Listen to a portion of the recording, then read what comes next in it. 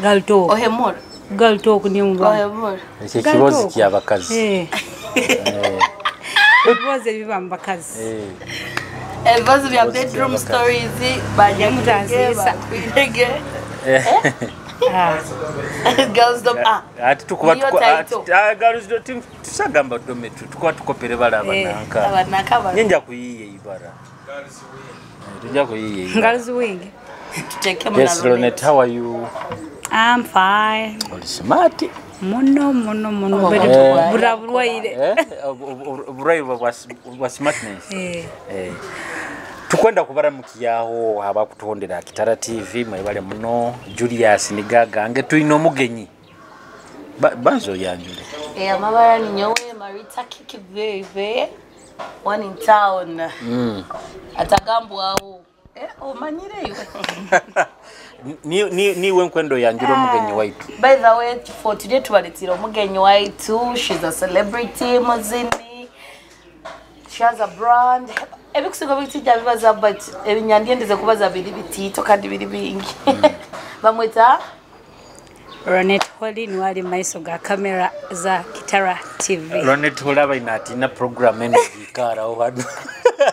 Wana basisire program yaitongeta ya wasiskali bro. But are we really bad? Mali tubaze bibi mali. Ronette be sincere. Antana bagenda kandi komba mu bukilipu bwaitu buno tuba tuli mu comedy zaite ni babufora mu sound. But so far I was following Kitara TV for some time. Tindura bibi ya man. Pozoli wako basisikaye. Obongo bo usisikaye. Usisikaye otyo. Na usisikaye. Tubaza reality, we don't talk anything. Abantu benda mazima. Amazima ngo bazira. Kita kiakize kuleta ubuze bukikabakia. First program itasokere kora ni baza masturbation. Ekarubata.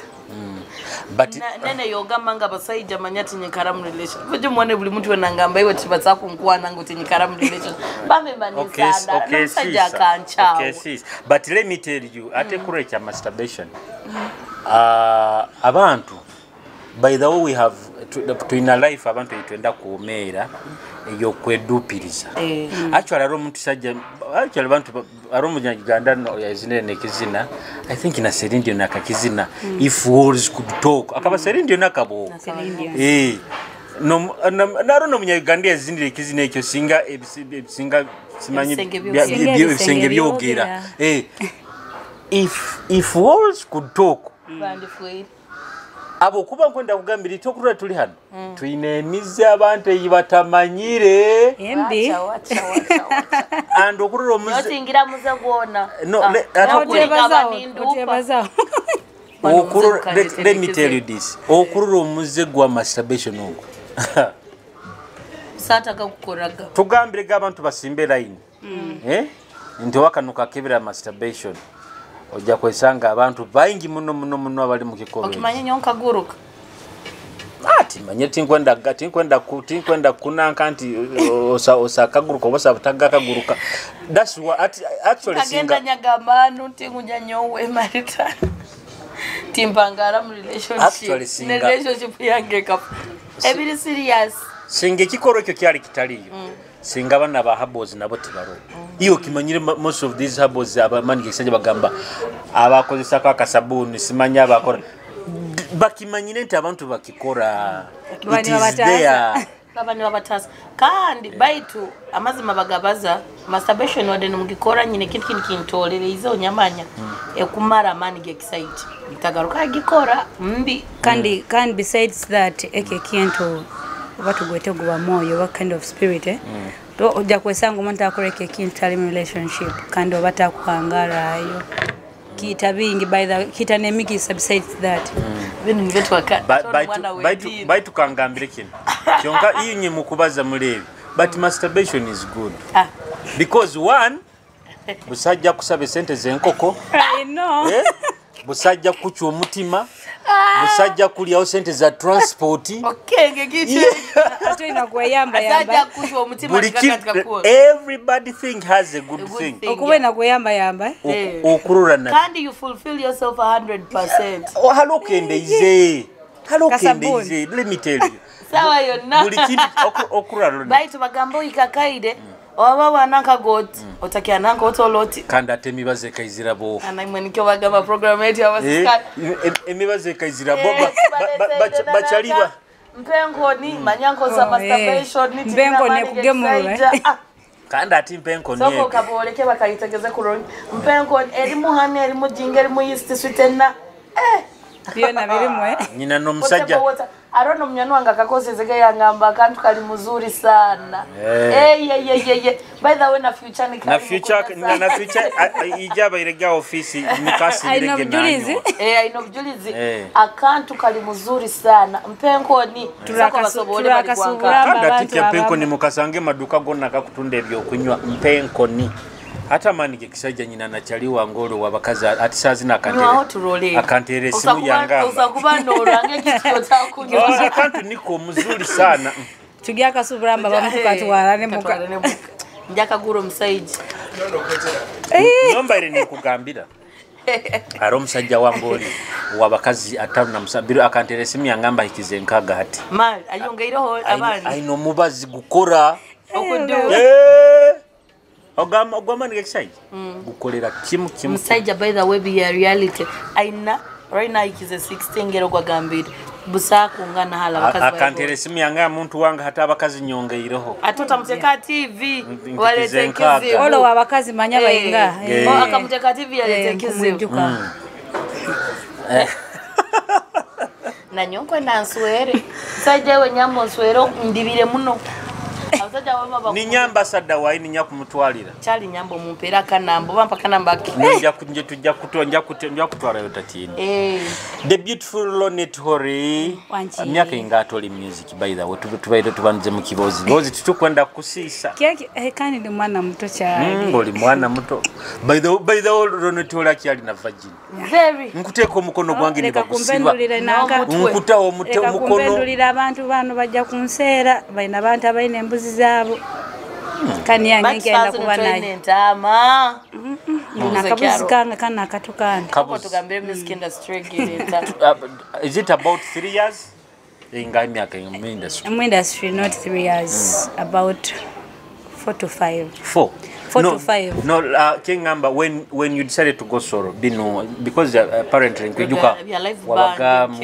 no she's saying the fact Roneta ina kazina kayo sokere kuzina kalike dini Keira I spent years in music Keira na kyala ankatandika juka muntu kutandika tumaraga gamba we didn't andikire kora kin na kin I started from somewhere I started from some studios in Bakinga bazina bamuhoima muno nimbakinga abantu bayingi actually na batami muhoima muno I used to do adverts hata bunyarugiromo nienda live band ate tuli myaka ngati nkumanya kwa live band ngikairemu muno then mundongo nsokuba ntaka ikizo maka ngumu nkai wowe bwagambira hati nyowe nkai hati kantandike kutukia music yange because na nyo kali atika lobo nkabangabaziye nkabalire kuli myaka tukabara that is when you found out that okusa kuzina ati bokuba no gamba gunu nibwo or funile visibility nibo funile visibility ya man in music baina marita yuko kazi nao no Kevin marita toka tukiaga kizini nyonka nyonka zinao nyabizine byange mbiturukia ni biba byange byo kuuliza marita don't believe on kazi nao to kujuka watu lidinga gano mchacho mo kulitinga mchacho iwe Julius wakaba mada Julius ya kwa kama microphone abantu ni batwara mu na sazi nukuza batwara nato batwara Julius we iwo kubaza bya Mom 7 kubaza bya fellowship ona kaba nyina gospel music ya kwa kama microphone ngambe nisa kujuka kazina kaya by the way tuli foundation za fellowship na Roneta akabayu na Roneta wa fellowship kali kana katoa hali nataka ine chucho mago ngero wanga tera ati ben kujuka no but really Roneta nkujuke myaka itu abaira fellowship ngali ngandika kuluka to olikatu but sazi na nyonkusa kwepikira but tochikola Julia Zari omwana abali moleke kyane embuzi ye No, again. Talk about recording it. Baba ne Maronette can pretend. Don't get when I know. Tuya garuvindi barola maisago. Ronette has a show. Ladies and gentlemen, tell us about the concert. And tell you concert by the way. It is a what? Revealing. Besides the unveiling, a couple listeners party, fans of Ronette Holy. Aba bantu arabantu abagamba ekizina kya Ronette na contract ratiba aragamba kinkaro gakizina kyaye but that day nibo ojja kwanora ebizina bya Ronette abataka kurahoga abamanyire mu live band that day you have to hear me myself doing my own music kandi nteberwe mbeja kuba live concert as in live band kamuha kam ata abamanyire amnari tata afani wawe ngeza atero kula nyoti kuika no kuika nkali na sebu wange otarugota mpaire autograph ngenda mpora but it will be on 22nd of this month mwezi ogwa bagonzanga na February ebirabiri nebi ebirabiri na bibi tabebeirwe ebiro 14 Valentine birthday yayo Twina kumonge mwana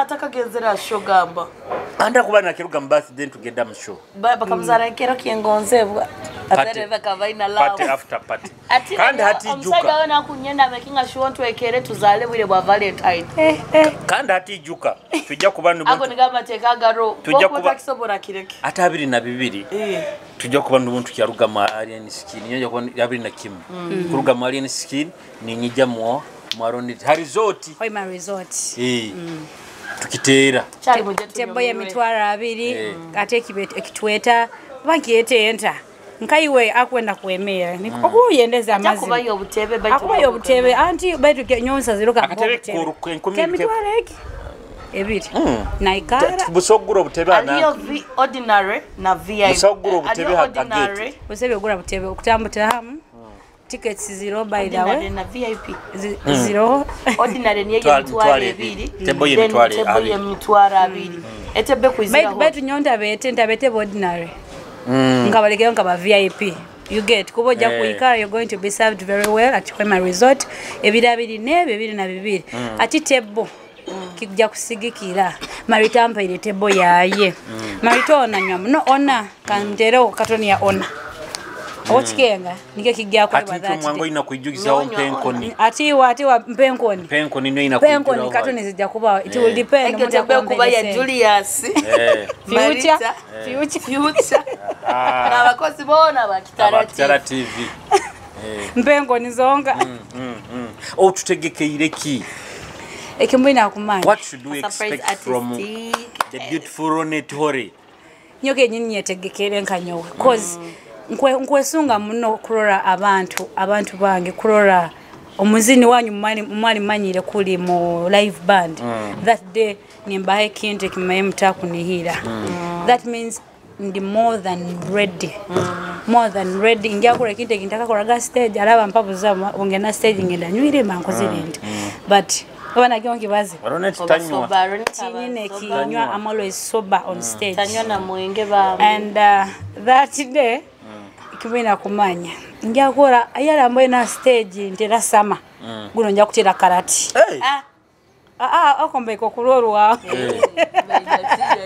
there is just a song kyo haba kita batata ito ekizina kya DJ gitere something tuli ahe tuna bwire no time titugira speed limit tuvuga speed mpaka kuhura kubi tuchamga tuli basigazi ensinga ntozo mulembe gun baitwa abandi babitamwe nkokora arohe kindi ekya DJ gitere simanyi gikonkone something like that gikonkone ekya DJ nyoberwe taito Joko box something like that Kialero tunaheru that song with my crazy company hate to get a speed limit tuvuga speed paka kuhura kubi obo byebizina byona mu bihura ngeri bikali no time tulaheru tuina singo tuina dadi wanako nkona tuina akizine kyaka baketa niwe by the way abana bomuka ebizina biri bingi that kafani bali bajoka no baziddeyo ekimina kumanya marita kafani wa byona ngisakani bimukiza kanege party ngimanya iro tugira I know what is the title of that song Nikeke kyatulahe Bantera ibale mujoko box mujoko box ngemu center nkuzi nyonje ta joko box ataina ka center chaka box nyaga mugagane makabaza tuli kintu ki okudikana buli dinga ngaboka ngarukire mukajiko box mbudorana neiba ine mgolewe kangu kwa kibete na mukazi we mwesoroze mu center oleke mboleke omuntu tinkukwata okunterera nkukwiyawo kyonkonde meiro okunterera okwenda akubanjo ne namba ya otingini okutera nkukuchwa okwenda ki vuga kanyo kutera so tugarukiraho ebintu kabitabukire byobomezi muri oko mukunyumirwa obomezi butateira okondomu mutajaira obupira mujja kufa slim aroho muntu agambire Trump atuyambe galo emergency pills atazikwataho yego aroho jakateka kamera agambire gebindi byona no barantwara baitu emergency akora sakoleki azireke ayambe garo cha aroho msajja akagamba buseki ndekibiza nkekisikie kiri agile kwanga kumira emergency pill wairokirire byengukutu nikijanki twarenda kandi tibihakire mahano choka chali bambe banti mumwerindo bomezi kikuru Julius omuntu ogwa kutwaire kandi ogwa kuchankalanya tukubaza bomezi kumuchwa omuntu by the way bomezi bwabantu but let me tell you this omuntu bomutero murundi gumakale matakuwasiri muleki I would definitely find a miss call I call back that is if I want you harukuba ni sometimes isanga miss calls ngati who is mattering a lot mu bana bateye I call back okay omuntu akamtera kaina ebihukwe byawo kunterera okwindeki oba kwena mpengoni bakubanta kuwa then wait nja kuterera ene live ya ndinyumireria live ya TikTok ya kuterera but ati oteire nkuchwireo oyongeire oteire nkuchwireo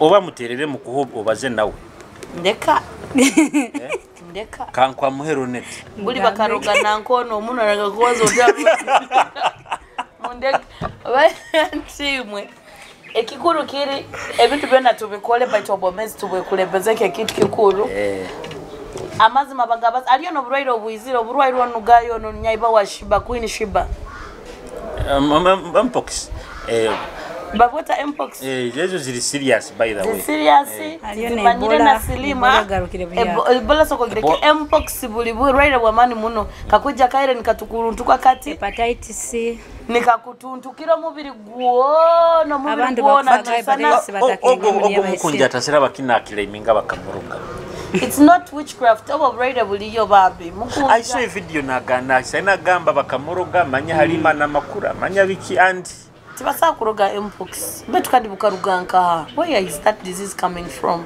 kobanga gayi bambi ali kubi muno na next mpox ikaire mu mbantu akurubata ngo mutajunzire do you know like is badly off takana nago kurubata wenna ibintu bituntukire biti ekikusinga obukuru abantu bayikani bekebeza omezi bwabo ebirwere biri bingi kandi kikujja nikikuliyo takumanya atazo obulwere bwa kansa bukuli omuntu otakumanya hepatitis omuntu bako batakumanya kune bolega rukire toleta katuwikira okono obanga omuntu nambala kali obulwere bwa kansa nkwenda kuramukiyaho my wonderful friend Rehema Rehema no awangalira California batende kitongole baketa ushindi Africa batekanize cancer run ejja kuba imuko mukaga actually tomorrow tuna press conference now kama bwabunyo Kitara so ushindi Africa baina cancer run bajja kubandi bakoraga way about why cancer nunzibu muno and people take it for granted cancer nzibu muno and cancer mi cancer kaita isenyo bagambire ekirwaire kiyono kusakwikara na kemyako tamanyiro kin so it is good that day you know that you have a disease nikekiro kyotanga kandi kubana bugenze no but kirungyo gendo testing mukima mukubaliza alebyo byonka aliyo burwaire like omuntu no ikaraga no liya muna masajuni gaku kweyombeka amutima no rwara stroke. I have a friend of mine says na kubatolinga na fats. Mutito baita ina fats sinka. Amutima zimwetoroi inakora exercise okurora mutito rukebe chongaba mugamba inakurwanisa ebisaje byo bikoleki. Biruga mutima. So you people tuleke kutekeza ngo bine biroide bine ibara nibyo byamani. Aliye biroide biri bingi. Anywe mpenko ni. Ejja musara because mpenko ne ina mujingo gimanyire. She's badly off ba mwaka inegaruka kunywa kintu kyona. Jingo gimanyire. Sali zaho fats ne sukali. Atobo bakwa batakwasiremu. Twenda kulia kitu kine simisimi. Ekina moru sajisaju. Twenda kunywa mata. Ayongera kuti.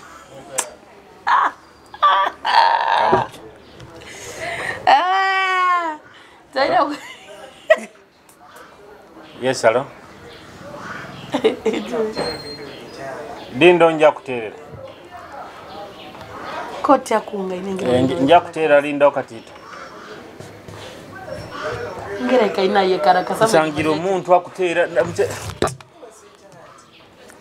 muntu obujunanizi baitu na wakulemera asimo ntabo kuba ine sente za kwenda muhereze cyabanga za kwenda kuho za kwenda muhereze za kwenda muhembo atora ziteka asimwene Julius boteleka kutudo rero kari wewe Julius no ajazeka asimu politics yaguno mwaka ekwasira kati but ekwasira sina igo politics bojo okura ekiri kawempe but kawempe I think arebiragire bime binakuhinduka bungo baganitekereza okwati kawempe jakora by election bakome MP ajja kuba mu parliament not even a month or two agaruke mu general elections ya 2026 and kandi era by election e government egisisiro sente orundi baina kuhindura mekiragiro nti MP obabwakufuwa ni habura yo mwaka gumu to the general elections bajja kulinda mpaka general timanyire but I think arebiragire ebindi bina kuba nibihinduka musamu au samoya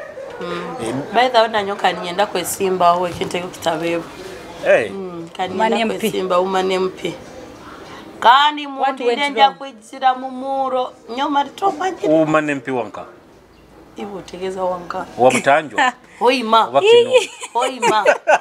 ndakuja ngona kwesimba sinansi oli kamandola mzo mama oiro kitebe ekikale kikira abantu bangi kinaho na Princess Diana na abantu bangi sandara bayiraba nyoti nkaikire but are kintu timanyira have you gone to verify your name in register iyo ikoze first of all our national IDs are going to expire baroho arahaba abakuhandikisaga bichoke bikwawukana ate araba ijo by the way yesterday to izega abantu abo bambuzireke okay manyire that all of us who got our national IDs in 2014 they are expired mkwakatani zikuba expired by the way guno muranga tuguterera buli muntu wena if you know you have a national ID wagifuna in 2014 prepare yourself to go and hanira ogenda hanira you also they put your name under records ombata baja kufuna national IDs yaka those national IDs mkwakatani zigenda kuba expired country na koma yange kyali kande kinsemeze gunu tibikyali byabuli ntingu mukwandika opapura bikyebye ukukoma kwa guno mwaka kujja kuba gwa guno season en kujja kuba kurungi mukoma karuru nikagenda direct kuli tibiri binungu manyamu handike bagaruke babaleka mu bubiri no system ni kwete system indukire kuteka mu kamu bubiri busatu ni baburura abantu kuba kiri kirungi if our government has gone to that level then hali kuibanga kirungi mpaka tujakaniga mutratu ibo bururu bwa misi bunyoro bakuta mu system ni bagihakinga tunabagezi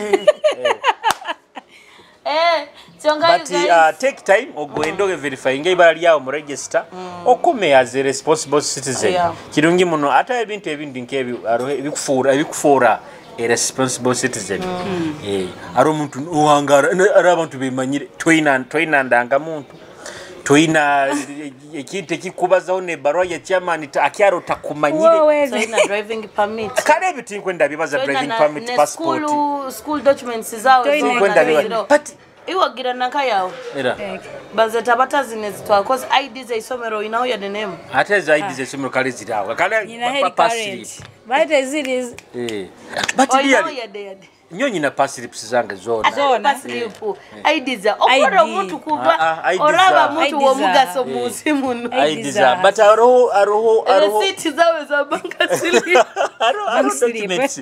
documents really bank statements documents is really important. Uganda, how can you fail to have a national ID? National ID. Government tukuterera abantu bona butenda national ID mu babinge mu nsero. Then Trump yakora abantu baita kubabinga mu nsi ya bukagwire.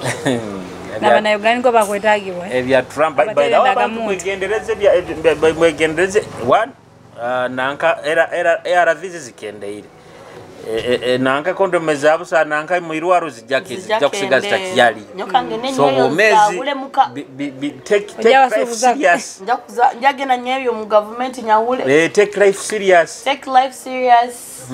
ebintu ebyo bitabirungi baitu biri mu consequences nyingi baita abana abayisiki okuro ikintu kyo balize arabana abayisiki abakugonza muno obumezi bwawo there's a girl you take na kulikia mkabaga kaizire no bupira hey true yes true by the way is by the kintu kibiye kiwam kalimu mbagomu Ronit is that bad tikirikibi kana rola kunuru waki oirabo kuba abantu people think ntubanti obamalaya kurobatananza bata mazimenti bogenda ku meeting omusaido mwayo kana tulabino tukabindramu kurobatana strips mu baga ego tinkwenda Julius yoka kuja kunuru ebintu nyo muto ebyo kanda bikenga no but when you go to meet a boy omwayo muka tali brother wawe what do you expect omusiki wehimbire wetwaire omusajja nyamba ire nyizirembe kurora oyo takurora buroro omusajja mwayi oiro kwedupa but in your mind obokimanye what is going to happen nyizira kurora TV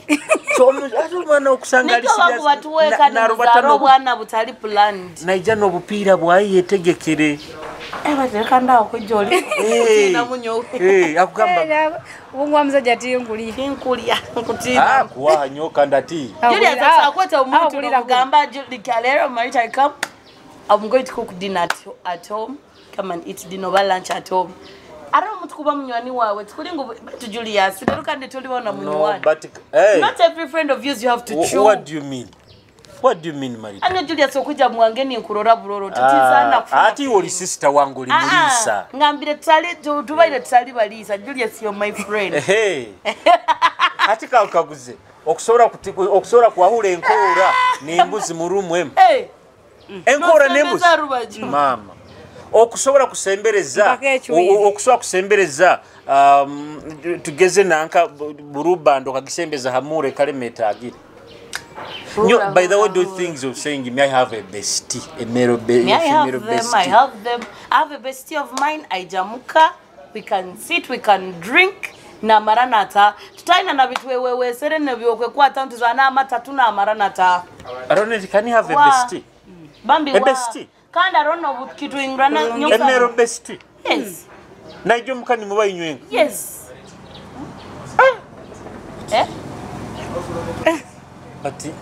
but inye mukruga planet kiruhanga no but let me ask you which planet are you coming from seriously may I have a bestie of mine can you to me know you're my bestie and you know it he's my best friend he comes home he can cook we eat nituzana na mata tunamarana ata tukikusoboka it's possible ati can't I be your bestie you cannot no ijo mwange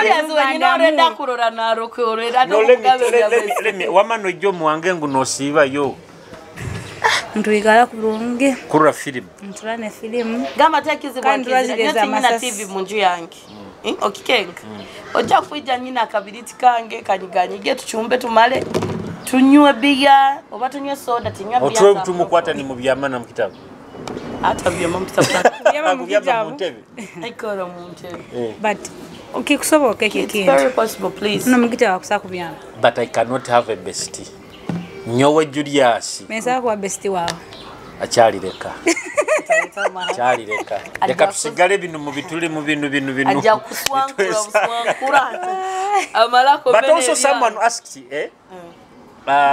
okusobola kwerya muri banywani mukasigale muri banywani very good very well tikusaboka nsigala tuli banywani kandi tutatabukira oyire kizibwa kizira let me tell you everything bitaba controllable you get ihali mba msange no muntu no ihali nyoti ndigira by the way baitu kali tikasakuburamu tikasobora abokuba tikasobora okusakwe fora muri banywani mufokere banywani oyire kimanyire I can be a bestie to my ex my ex can remain as my friend anyo ex mpaka at one time mpaka mbanyina ku revising that is it at one time ndi muskaste I call and revise I think my exes we not enemies but ex wange mbaza now nanya I don't have ex but if your ex kuba ali enemy Ronet kana nduranga inekya kwenda kuba tijine kimana kuba omuntu kutunu hurota you know Ronet is my friend she knows a lot about Ronet who is your celebrity crush mu Uganda ewe tinkumanya bono mpako muina tinkumanya nigamaze celebrity crush musaya atura abara crush ngali mukazi mugenzi ombasajja bojonyo wenyenda I don't think I have a celebrity crush omanyonya posting I don't think so omanyonya posting amazi malebe crush mpozi mbaira onkaleba buleba I love music atinsa kurambe nkanyuma maybe I've not mpako muine tomanya nanye nikiye kyongamba so kuba nyina ejo tramukyo ojeze abatakani bakukaguza soko Nelson uramukya abantu bane buli bakani bakaguza ni bagamba akabozi kakabaniko oyiro kakisana tare kurungi marito bainotuka my celebrity crush ngira babiri my celebrity crushes nyenda muno iva wa Shila Gashumba ex bamweta bata Rickman Rickman nyenda gayo gono bomezi wange bona bakagenda bamuleta mirano wagambaga ninyo mumanyire muno wagambaga niwe Gashumba ninyo Gashumba nyatera genda urune irakali azindara nyagama untakoteza na kisani nkuru waro musweje mpaka mnyaiteze nawe kisani sige waira kimanyire ngeri mwenda omwenda what I just like him omaye kubona ino mtu yen hati ebyo numpora nyesungire kingisa okusagama ni nyaja muleta naona kingisa is your crush gayo gonja muleta mbaga yange mateka omusajja wakata kusakuleta kingisa what yajja kubayo what kwatugambire baba kimutera muno mtu na mabale nolese omuntu nimwendera kimukumwita kwatunyumiza abantu betera umba kimanye we kingisa ebati mwembesera mbaga yange mumanye kingisa akuije baitu antinanka Julius malirize kintu kino biro binga ate biro tukabikengira bokuba ne omusajja takasibiremo omusajja tukamuzoire kandi nebikwate bikombeka relationship tukabifunire esamiti ekabura ebiti hiyo ebiti yabo babiba baba na mubwasi ngobo tabati bambe munkwani nguna mwaka gwa 2025 mutanyanga munkwani guys kanda byakarango kanoranganyira mukama wange nkubaniriza nkubatangira imwe nabanyoro kati mwena bambi mwije mutuhagire Hamparo guest apartment hotel kikichoka kirungi muno very classy very unique omaisa tujaga kuboleka no bwisani tugende tukolereyo wiki ekujja program wiki ekujja by na garden bagaiba present ezikutuleta by the way it's okay tiaraira it's okay Hamparo guest apartment next week kana maloka okankolere Hamparo guest apartment with good gardens for birthdays weddings any type of party they have conference halls there's koto by in a restaurant modernized they have the bars they have apartments inguboko beze na family yao utakwenda kurara kule kusakurara mu apartment fully furnished bulikimkiwa na kilimu okujambe no byama for a night it's mitwaro 10 abakwenda omwezi eri miliyoni emu akurara mu mwezi but tinti kugambe kwenda Ronet na charuga munanka kugenda akieragire lwatu bija kwa biro binga nja kusere bida bina bibiri abiri na bisatu olija kuba maze kubara sente akuija mparo guest ndo zuraga zange kandi oba turazi baraitwe okurorengera kwesembereza abanyire ja kubafunira akasente cyari bagambe kuruba bagambe abina bisatu no abiri na bisatu niwo gya kumpumuza over 2 days over how many days Amparo guest house tukozera a special treatment in an apartment bambi ziri very classy and very nice by the omanke bagamba fully furnished inguto ijana kintu kyona apart from your clothes na jambe kurara mu no we goze mere kusanga holy everything by na rooms from 60 to 80,000 baite zikunyirira muno then twina Bunyoro Kitara convention yo murundi gwa kabiri umwaka guno 2025 ebiro kwezi 20 tujja kutarika ebiro kwezi 20 mpaka ebiro kwezi 20 this time convention yabandize buli tukaba USA at this time twagama tikatube mu UK because abanyoro hona hali bakalioko ari kitongole kibeta Bunyoro Development Association kino kiteraniza abanyoro bona abanya kuli mu diaspora so abanyoro nyona bali mu diaspora nyona tukulete biro kweza bina bamba murasanga ndi UK abiri na mwenda muije tusemererwe hamu omutwe tukieta history and legacy the culture and heritage of Bunyoro Kitara and of course tujja kuba hotel ibakweta Grand Safia Banqueting Hotel mwije tusemererwe mwije tunywe hamu mwije tulye hamu nk'abanyoro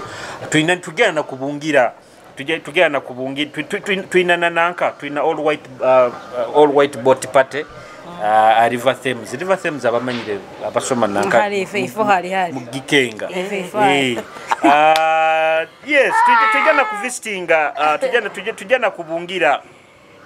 tujana kubungira Pity Rivers Museum arabintu abajunge batwaire hano busumi bwa kabalega n'ebintu bingi batwaire bakagenda abangereza abajungu babyabura Pity Rivers Museum hata abanyoro bagenda kutujya genda tubungire tukenge ibintu batwaire honka abanyoro so nabo nsongejo get your ticket sazino just pounds 10 zonka abana bato pounds 50 of course abazini tujja kuba nabazini bafunka Figo West Jesse Nectar Amisakuru la Romnyanu Jesse Nectar agenda UK abana bakugenda soko lindo Jesse Nectar Figo West Amishakuru onu kama na Amishakuru kama muleke ankuba ni mukuumura amparaga so get your ticket now abanyure hona hali mukali abatere mensimbi bali bayingi munoti njya kubasuma but mu June ebiro kweza 2007 paka ebiro kweza ebiri mu June bya June kandi ebiro 22 Hoima Resort Ronet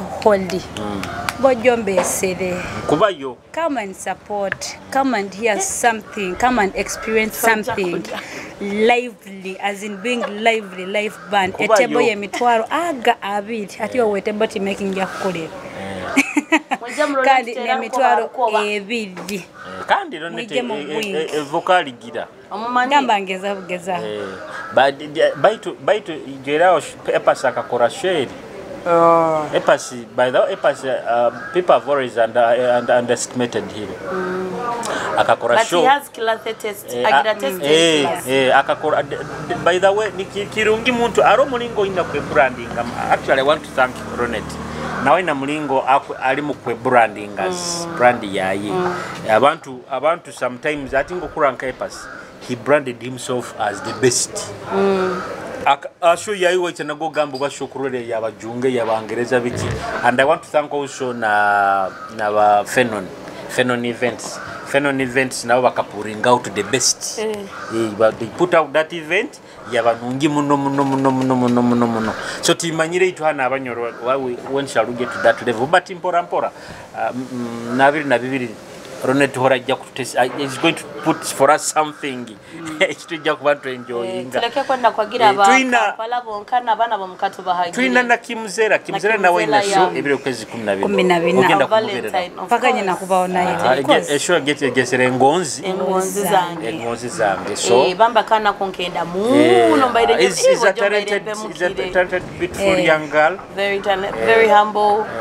Recently tubaire nturaba side ndibo niba dominating industry, but I think it is getting vice versa. When you see Ronet Hore, Kimzera, Baserena, Bajevikeila, and they have been penetrating and dominating. Kana tibolekeze na bunyoro twina manyire dabule wena ga mama sindi niye inaki abazini baba azina at least nacho tukwepanga. Yes. So nabandi mweyongere aliyo ba Beyonce na Marita Kwegesa. Beyonce da Queen na. Ana kizina bakite waya. Exactly, but she's a talented. Yeah, she's talented. Sakati waye. Okibanyire. Tuna tukwanika wayegi. So ara kwanika kya balaza, ara kwanika kya gabiri, ara kya kasatu. Chokara bagire ngeso zibindi benda kwanika ebiro bibiri kya sabiti na kya. Enjura akasinge beguya. Esagwayo mona akanika ebiro bibiri. Ebintu bye waye. Bate waye mekso. Na Marita suna gena kujoinga. Kano ewayezo zitaba mno bane bebe mtuze bangise. Tabula baite waye mekso. Kalo ni nyakuhanika oni nyakuhanika. Waye mekso. Bati mukulema kwesonda mukagura waye zindi. Are waye kuba waye kuberi ndaira kulungia. Arone kisagati kwa ya mzo. Atari kunyongera nyowe. Are waya kuba niyo yonke orundi kandi embaho zo siba hewaye ari kusanga kisagati kiri kifunda ainagia mwe wayankanizezo obe no sanga rundi ne kibao kyo kusiba hewaye kiri kimukani kicheke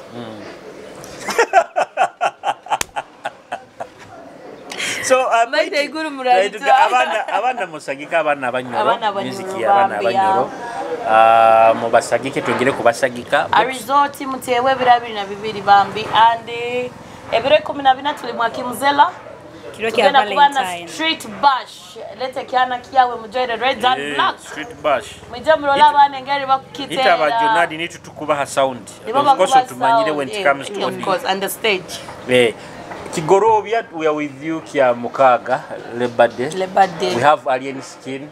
Jonah defense has already set off. Baja kuja kinu kia Mukaga kandi kiri kia abiri. Kia Mukaga kinu. 8th Lebade. Kigorobia. Tuja kuwatero muziki. Alien skin is going to be there.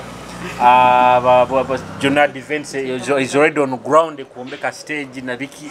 So kino kya kana kya katanu kya Mukaga Kigorobia. So tubeyo Lebade mugenyo mukuru prime minister Robina Nabanja tugende yo tubeyo in the special way tubeyo mulingo ogwembaganiza. So nebiro 15 ebiro 15 tujja kubaha Cafe Milano twinayo King Sa bakwike emyaka ebiri anniversary ya Cafe Milano kwike emyaka ebiri kwike emyaka ebiri kurugetandika kora. So guys don't miss unje muhage King Sa nakaranga ka King Sa kamera Dana leta sente akarango ka King Sa ka Cafe Milano Dani leta sente za mention ya Marita ko ya mani muno mu Dani agaba sente agaba tukamuhikira gambe Erona tulia arrows bojenyi tukolere program arrows tukolere program na arrows. You can see the beautiful futures akaisadi kana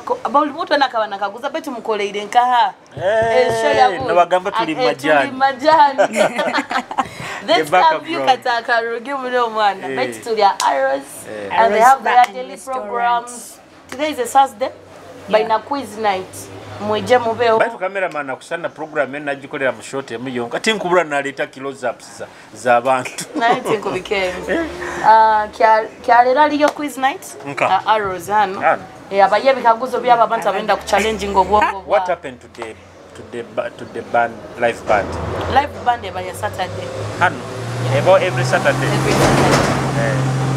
Like the other day tukabantu bazabo byabazini ba Kampala kabahingura ino bwingi mu mabara gaho imahano no abazini baho ba Kampala tibahingura ine baito abantu bakubateka mu sente Ataba bantu bawe matiba pangisa Black abayo parasakar bwa kisai yarabamilo. Ante kirora abantu babunyoro bagira amagezi boleta iwe niba muiba. Okay. Amurabirayo kunu. Amurabirayo mugambo boraruga hali. Ijanja kwayo kinu. Kanda kuba kiteire habirara byange. Asakya. Kandi twina surprise artist on 22nd. I'll show you on it. If you miss, you lose. Surprises garaki? Surprise. Boko na nyonkubaho. Nkubaho. Tugiteke live. Show you ya Kitara. Tujja kubibaza na Ronet Trole na management. Well, tell us about your management. Africa Sounds Management, not in Hoima in Kampala. Managing, never could take a makasent. And I like the work they are doing. Now I've witnessed, I've seen. Bamukwasiremu. When it comes to dressing, nyowe kinsekes, mukama wa aro papa, inengera abazamu. Njagala nkwambaze. Otuke wali buli omu yenna akutie agamba America budde wa like they really feel her music otienga bam feeling aro management kwane ku managinga but nayo kenyine ku feeling baitu bam feeling kandi Hoima we really need managers bazini bangi baina talent but baina management murugeyo manager Julius murugeyo nankona mweta bata mega mix events mu supporting abana mubakwate hangaro Soronity okwerura nkamyaka ebiri because now antu tujja celebrating 1 year ogambe 1 year unveiling but tukuba ogambe 1 year almost now at myaka ebiri esatu maiso all in all my future is bright umuntu etana future eri lightly maiso nyandi but stepping the back but nkwenda bakaka sakini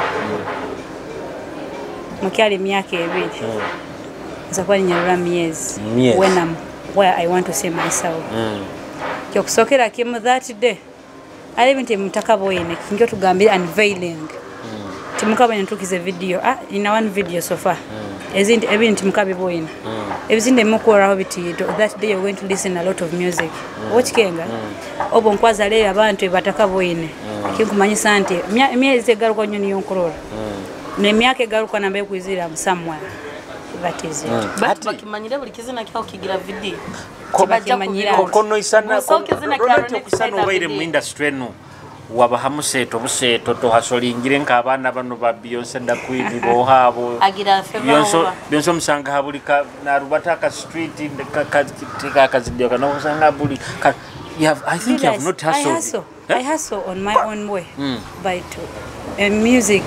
I know my tell the management. Music takes up you get it? One, like now, music is playing everywhere. I'm in Hoima, but my music plays in Kampala, Fort Porto, Kasese, in Hoima. You get it? And Kuligamba, I do anything for them. Atikana besikaba kusinga abantu abali music. Aso yabunzibo mono.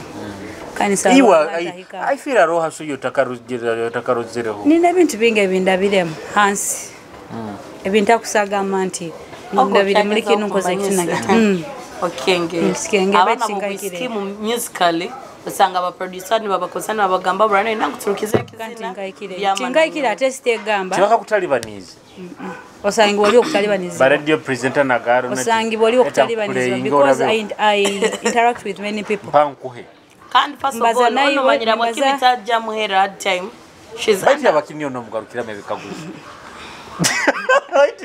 be a fan not an artist I'm not at least she knows what I'm capable of doing at least amaroneti kandi mbaire yoko nabikora amaroneti soko lindeka kale garuka aga katuka nkagaruka do you know why she's not going to suffer a lot she's under management and management handles everything when it comes to radio presenters she's not the one interacting bali ni baba genda yo when it comes to producer bali ni baba genda yo ni babazana ba producers and first of all takolera ba producer bakon from Kampala so kwegamba interaction yaina abantu ntito agenda yo kore kimtu aire narugayo oiro bakuba ni wachuire mukwendo produce then ekintu ekindi I want to say unokusaba muno kiyamba kusaba ruhanga kiyamba kusaba I'm telling you that okusaba kiyamba. I nakungamba in a favor. People tell me in a favor, even my management knows that I'm favored, but I don't know about it. But so I'm not wrong. I know it is going to be successfully done. I just believe it. You get it? I just believe it that this has to happen. Ntaroho kandi. My talking danka. Nyetoro ine.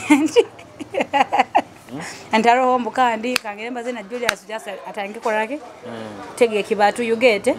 Out in Kaikido. Who writes your music? I have many songwriters, so long as ukawe na waka yinkwenda.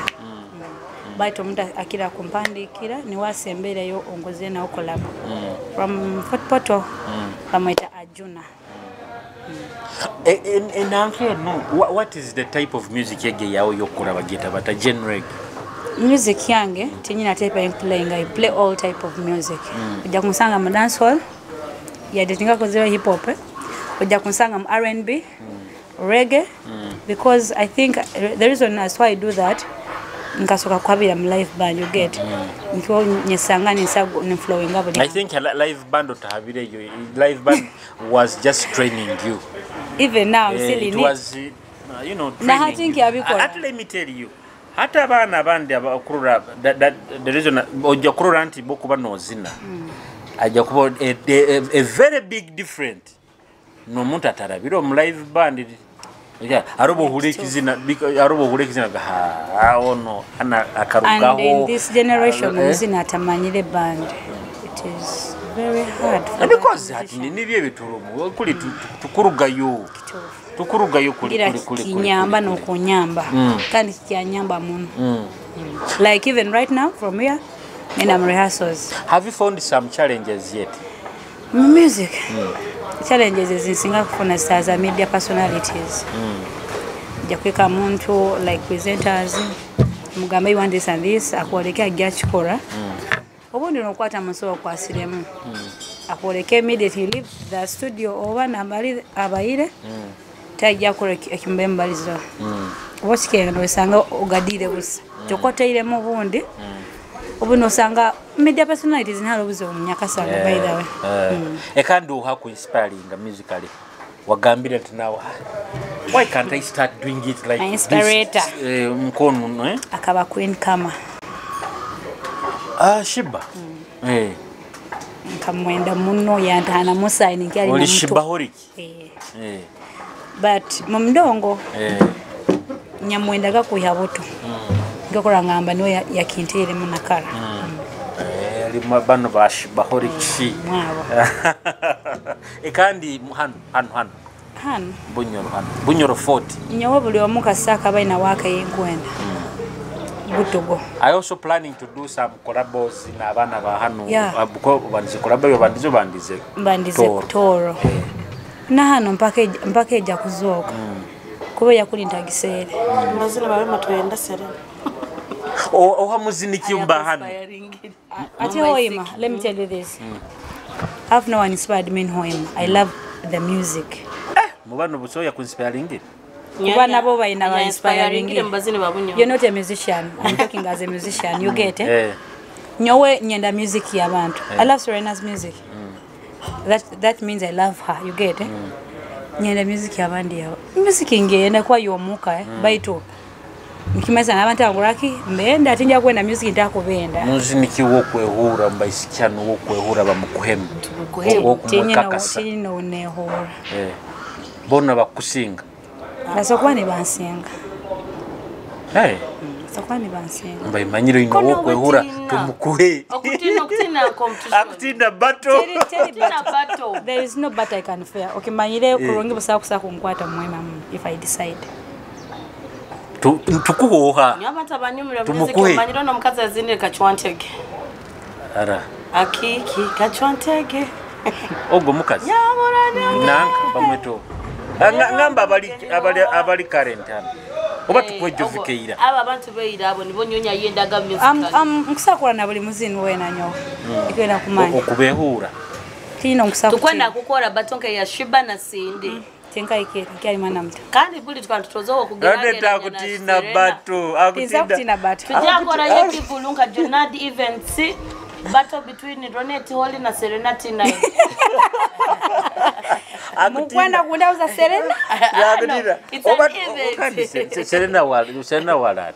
Serena cha omanyire. Let me tell you this. Kwa akakugambira tibuli bine. Omuntu kasoka ba focused. I'm not going to talk to you. Ebitekezo bibiri hands. You get? Otakutekereza hara. Serena ta focused. Omuzini wena ali focus, omuntu wena ali focus anyuma kurubata na mu lugendo olwa. Kizina kye kya Serena kikunyumira. Akairako. Manyota kugamba bodi. Arona kandi. Alero ndakaijuka. Tinsa kaijuka. Guno omutima gakaro ataliyejukya. Akazina akanda. Then nanka mu bunyoro hano give me your five people list of artists. Nini bunyoro or western? Bunyoro. Kemzela. Niwe nambe miyao. Ogomana mwenda. Serena. Ohondire abasaija Figo Planet. Aubana. Arohona. This guy again music inonge. Araho. Crush Jester. Is it Jester? Huh? Jester and Nigga Boy. Music ya betano. Is it Jester something like that? Music ya betano. Bata bandi kota kubarura. Abandi. Ati bona leo ndagamba. Aronem. Arama baragetu baitu nihira ogeje. Komulingo baire mu gospel. David K. Iwe kena kumanya me love bunyoro music. Ndukuranze na runyo. Yongero otwete obakohora batu kumaliza entekanisa. And you tell what people should expect. Nemerehi. Tujana kuliye. Ebiro abirira bibiri. Hoima resort. Nkubeta. Nkongera kubeta. Manyole masindi. Nyina bakuruga Kampala, nyina bakuruga Kyangwanzi, nyina bakuruga Kyenjojo, Fort Kasese ngaho kuona. That means mujja muhagire omwana wisiki Ronette Holly. Come and support the Virgin Ronette Holly. Expect a lot. Na live band mugibaleo. That is me live band mukimanyira. That means expect a lot in me. Live band mujja kulia, mujje munywe, mujje tunyumire twena hamu. Tebo ye mitwala aga. No kulia kulisa maiso. No kulisa maiso. Okwenda kulisa. Byona no munwa naguli. Byona tukija kuba Hoima Resort. Ebira biri nebe ebira bina bibiri. Tebo ye mitwala abiri ne mitwalo ebiri. Itweta VIP. By to tebo ye mitwalo aga abiri. Come support me and I love you so much. Kandi ebiro ikomi nebi. Nabina. Kibeta Valentine, which is my birthday. Nja kubandi ha Danjo Street na Kimzela Mongozi concert.